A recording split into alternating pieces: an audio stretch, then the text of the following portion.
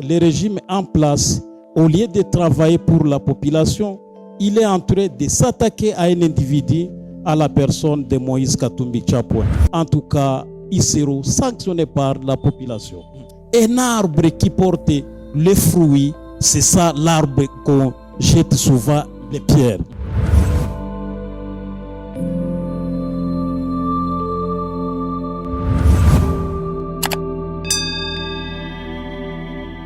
Moïse Katumbi interdit d'accéder au Congo central. Commençons par cet événement. L'autre événement qui précède cette interdiction de Moïse Katumbi au Congo central, c'est une manifestation de l'opposition réprimandée par le pouvoir de Kinshasa. Au-delà de ça, le conseiller principal de Moïse Katumbi, arrêté à l'aéroport international d'Njili au courant de cette semaine. Voilà donc les questions qui attire notre curiosité dans cette émission Libre Opinion. Et pour parler de ces sujets aussi cruciaux par rapport à l'avenir du parti, de la plateforme de Moïse Katumbi, nous recevons un des membres de cette plateforme, Wilson Tuitegouré, qui sera notre invité dans cette émission Libre Opinion.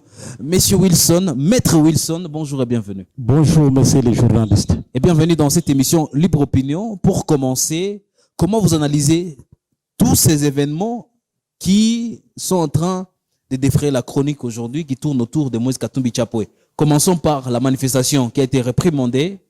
Après, Moïse Katumbi interdit d'accéder au Congo central.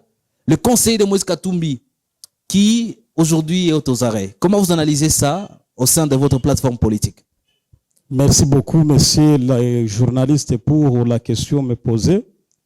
Je vais commencer tout d'abord à la réunion de l'opposition qui avait eu lieu à Lubumbashi le 14 avril de cette année, là où l'opposition a décidé de mener des actions communes en fait de contrer les pouvoirs en place.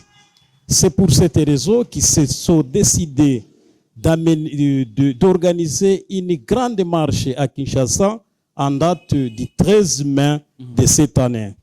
Arrivés à Kinshasa, lorsqu'ils avaient saisi l'hôtel de ville avait reporté cette marche en disant que la ville n'est pas bien sécurisée. Nous savons la succession des événements par rapport à ça, mais au finish, comment vous analysez cette attitude de Kinshasa face à tout ce que l'opposition est en train d'entreprendre? Vous savez, cette attitude, je considère cette attitude comme un aveu d'échec. Pourquoi, messieurs les journalistes? Parce que le régime en place, au lieu de travailler pour la population, il est en train de s'attaquer à un individu, à la personne de Moïse Katumbi Chapwe. Et en s'attaquant à cette personne, nous considérons qu'ils ont peur de ces messieurs, parce que c'est un monsieur qui est aimé par la population en général.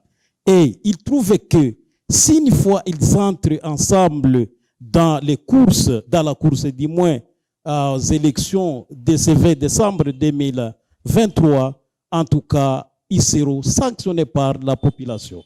Alors, pourquoi la première question, seulement s'attaquer à Moïse Katumbi pendant qu'ils sont 4 à l'opposition?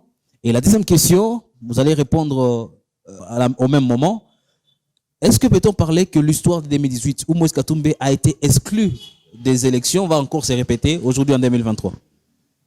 Monsieur le journaliste, je crois que vous êtes d'accord avec moi. Même chez nous, là où nous sommes nés, au village et partout dans l'opinion nationale et internationale, un arbre qui porte les fruits, c'est ça l'arbre qu'on jette souvent les pierres. Et Moïse Katumbi, pendant le régime de Kabila, pendant même le régime de M. Félix Tshisekedi, ils ont toujours peur de lui. Parce qu'au Congo, les méthodes restent les mêmes.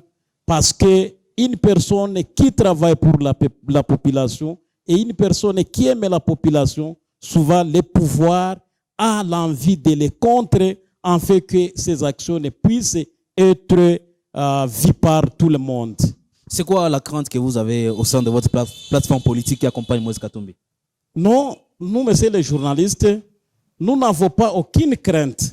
Pourquoi, messieurs les journalistes? Nous, dans notre plateforme, ou bien dans notre parti, nous ne nous attaquons pas à une personne. Nous nous attaquons seulement au bilan de M. Félix Tshisekedi.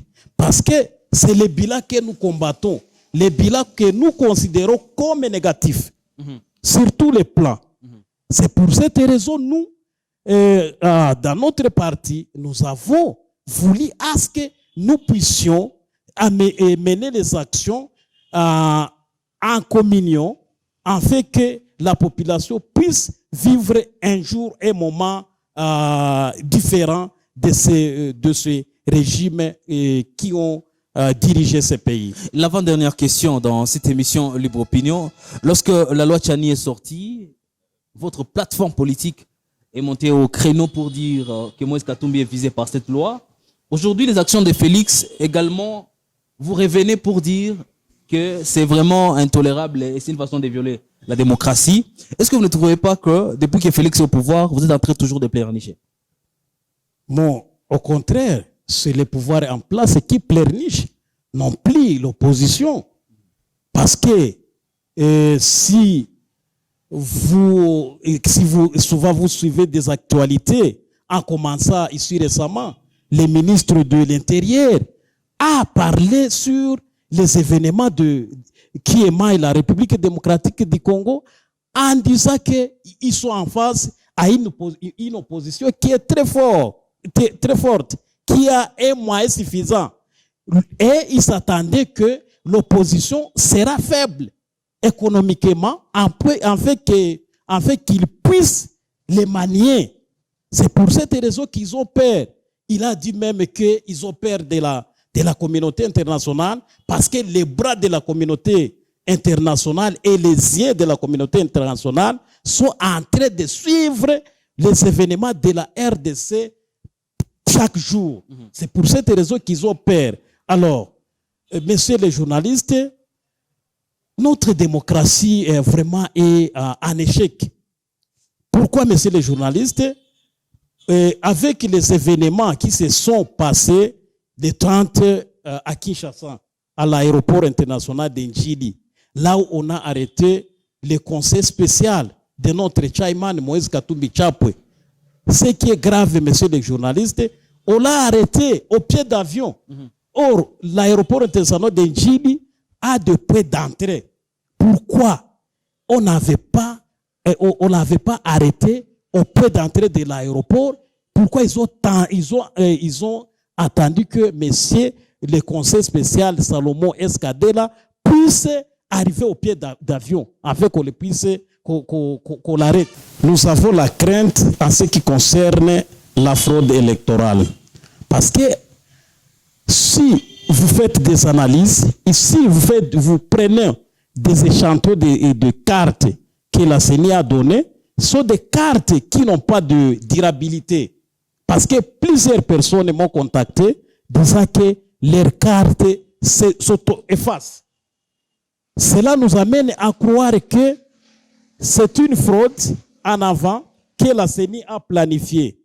Et en tant que notable du territoire de Massissi, je plaiderai à ce que, même si ce sont des fausses cartes qui s'effacent, je voudrais à ce que la CENI puisse enrôler la population de Massissi, Rutshuru et consorts. Parce que, monsieur le journaliste, comme vous le constatez avec moi, le gouvernement a invité les forces de l'EAC, de l'East African Community Regional Force, pour sécuriser la population.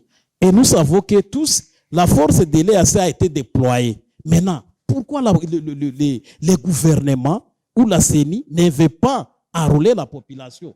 S'il ne veut pas enrôler la population, disant qu'il y a l'insécurité, ça je considérerais comme une turpitude. C'est une turpitude, messieurs les journalistes, parce que la force de l'EAC a été déployée dans toute son intégralité. Et moi, en tant que notable du territoire de Massissi, moi, personnellement, même si je ne vais pas prendre le parti comme responsable de mes opinions, moi, mon opinion personnelle que j'ai, je compte saisir les instances compétentes en fait que la CENI puisse réparer les préjudices que la population a connus.